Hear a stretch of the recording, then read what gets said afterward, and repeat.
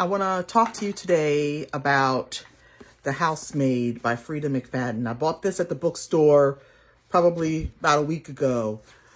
I read this book in one day and I really liked it. It was very suspenseful and intriguing.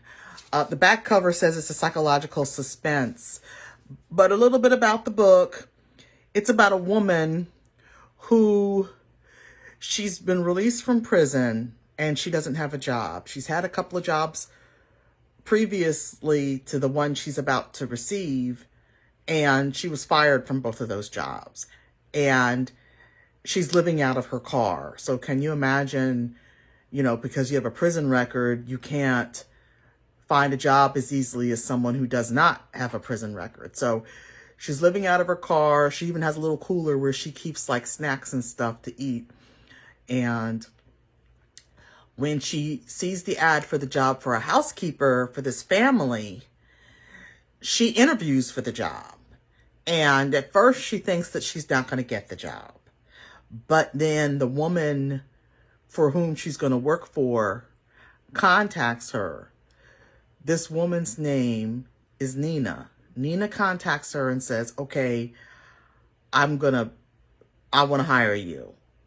So Millie, that's the woman who's been in prison. Millie comes to Nina's house and, she's accepted the job and she moves in. And everything is a little bit off-putting at first because little things happen that don't really make sense. Like Nina always dresses in white. And it's like, well, why is she always wearing white? She's wondering why she wears white all the time. And she's got a child named Cecilia.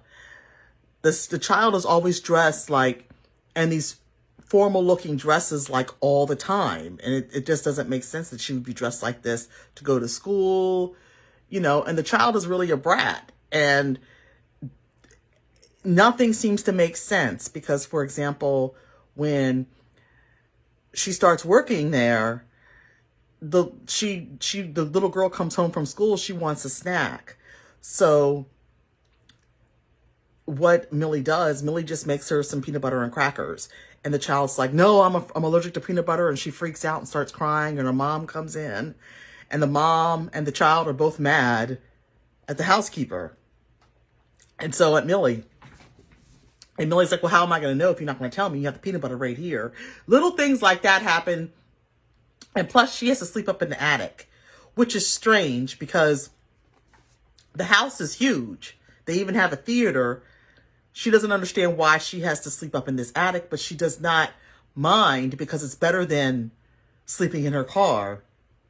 It's a little cot with this little bedspread, a little scratchy blanket on there. And the attic isn't very much at all. I mean, there's not much in there. It's not very inviting. She can't even lock her door. The door locks from the outside. So this bothers her and she can't open the window. So when she goes up there, it's like, okay, why can't I lock my door? That's what, that bothers her a little bit, but she doesn't make a big fuss because she doesn't want to be sleeping in her car. And plus she needs a job because if she doesn't get a job, she'll get in trouble with her parole officer. So anyway, it was really an intriguing book. The little things I just mentioned, there's a reason why all of that's happening, but I can't really talk about it without giving spoilers. And this isn't a book that you want spoilers because this book, The Housemaid, when I was reading it, I like being surprised. And I was surprised that I did not see this stuff happening the way it happened. I was shocked, actually. So I can't really talk more about the book without spoiling it. Oh, another thing I will mention that won't spoil it. She likes her, like the only person that seems like when she first starts working there, and I told you about the Nina and her daughter, Nina is married. And so Millie can talk to the husband more so than the daughter and the wife, because because like I said, the Nina is married and her husband is easy for Millie to talk to. She seems to connect with him. He seems to be the most normal person in that household. So check out The Housemaid by Frida McFadden. I bought the book because I kept seeing everybody talk about it on book talk, so I thought I would give it a try, and I'm glad I did. Like I said, I read it in one day. I finished it last night, and it's a good choice. So I highly encourage you to check it out. And if you like suspenseful and intriguing novels, you should try my book, Southern Comfort. It's a suspenseful, intriguing book. It's really big, and you'll love it. There are several ratings and reviews online, positive reviews. It's one of the favorite books that I've written. The character is blind. The main character, the hero, is blind. The heroine, I'll read the back. He's blind. She's a victim.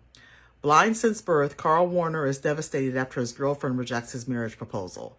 As he struggles to deal with his pain, he encounters Miriam Beach via a local food ministry. A victim, Miriam is healing from a recent trauma. She finds solace working in her bakery.